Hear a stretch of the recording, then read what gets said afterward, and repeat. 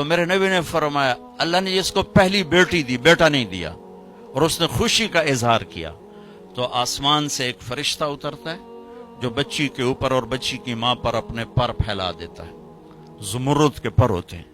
اور وہ کہتا ہے جو تم دونوں پہ خرچ کرے گا اللہ اس کا ساتھی ہو جائے گا، جو تم دونوں پہ خرچ کرے گا اللہ اس کا ساتھی ہو جائے گا۔ یہی جب بیوی بنتی ہے پرائے گھر جاتی ہے